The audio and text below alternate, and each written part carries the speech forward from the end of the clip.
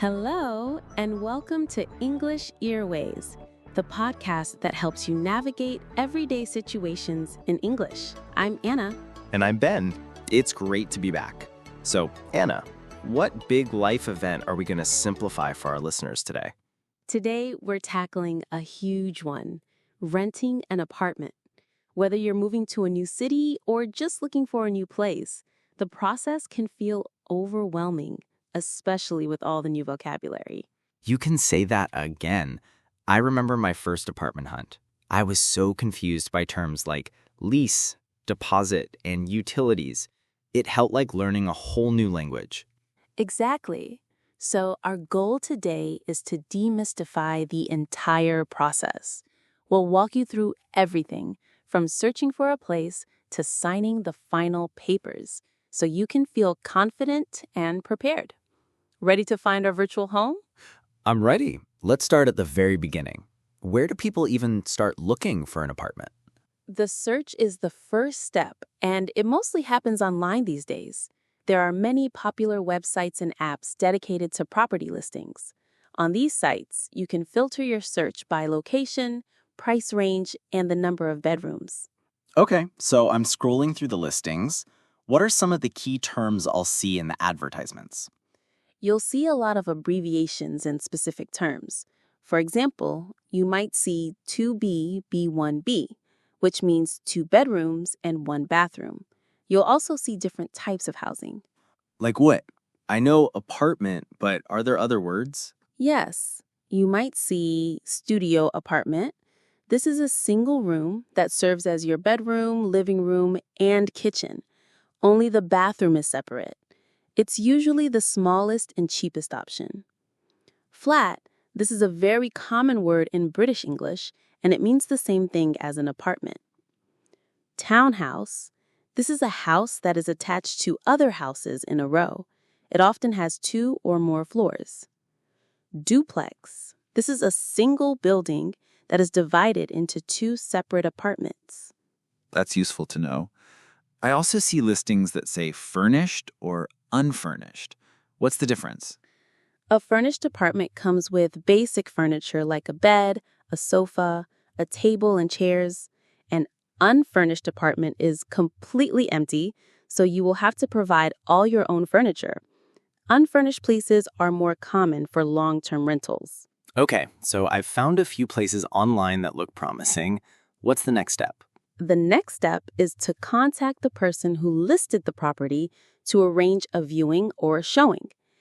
This is your chance to see the apartment in person. The person showing you the apartment is usually the landlord, the owner of the property, or a letting agent or real estate agent, someone who works for a company that manages rental properties. So I call them up and say, "Hello, I'm interested in the apartment on Main Street. I'd like to schedule a viewing." Precisely. And when you go to the viewing, it's not just about seeing if you like the look of the place. It's also your chance to ask important questions. Oh, good point. What kind of questions should I be asking? This is a crucial part of the process. You should ask about utilities. Ask what utilities are included in the rent. Utilities are essential services like electricity, gas, water, and internet. Sometimes some of these are included in the monthly rent price, and sometimes you have to pay for all of them separately. This can make a big difference to your monthly budget. Lease term. Ask, what is the lease term? The lease is the legal contract you sign to rent the apartment. The lease term is the length of that contract, which is typically 1 year. Security deposit. Ask, how much is the security deposit? A security deposit is a sum of money you pay to the landlord before you move in. They hold on to this money and will return it to you when you move out, as long as you haven't caused any damage to the property. It's usually equal to 1 month's rent. Okay, so utilities, lease term, and security deposit. Those are big ones. Any other good questions? Yes. Ask about the pet policy if you have or want a pet. Ask about parking if you have a car. And it's also a good idea to ask, who is responsible for repairs? If the sink starts leaking, you need to know who to call. That's a lot to remember, but all very important. So let's say I've viewed a few places and I've found the one I love. I want it. What do I do now? Now you need to formally apply for the apartment. You'll have to fill out a rental application form. This is a document where you provide information about yourself. What kind of information do they need? They will ask for your personal details, your employment information to prove you have a stable income, and often for references. A reference is a person who can confirm that you will be a good tenant. That's the word for the person who rents the property. A previous landlord or your employer can be a good reference. So they want to make sure I can pay the rent and that I'm a responsible person. Exactly. The landlord or letting agency will also run a credit check.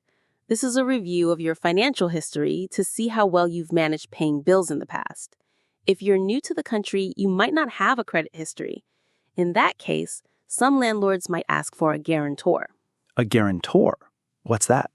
A guarantor is a person, usually a family member or close friend, who agrees to be legally responsible for paying your rent if you are unable to.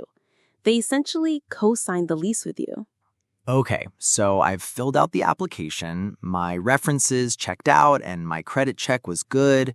The landlord has approved my application. Congratulations! Now for the most important part, signing the lease. The lease. That's the big, scary legal document, right? It can seem that way, but it's really just a contract that protects both you and the landlord. It lays out all the rules and responsibilities for both parties. It's incredibly important to read it carefully before you sign anything. What are the key sections I should be looking for in the lease agreement? You should pay close attention to the rent amount and due date. It will state exactly how much your rent is each month and on which day it is due. It will also specify any late fees if you fail to pay on time. The lease term. It will state the exact start and end dates of your tenancy. The security deposit amount.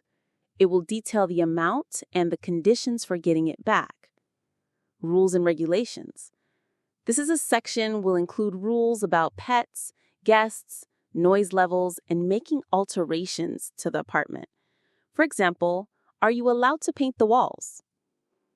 Notice period. This is very important. It specifies how much advance notice you must give the landlord before you move out at the end of your lease. It's often 30 or 60 days. So I should read every single word of that document. What if I don't understand something? Never be afraid to ask.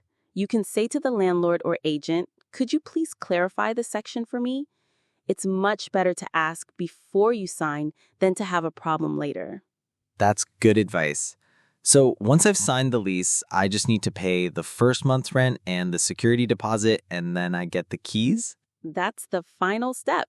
You pay the upfront costs, get the keys, and the apartment is yours. It's also a good idea to do a walkthrough with the landlord before you move your furniture in. A walkthrough.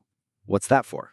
A walkthrough is when you and the landlord walk through the empty apartment together and make a note of any existing damage, a scratch on the floor, a crack in a window, a stain on the carpet.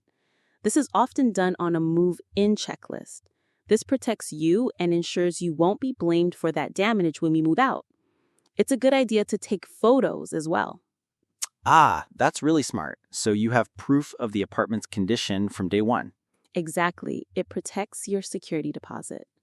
Whew, that was a complete journey from start to finish.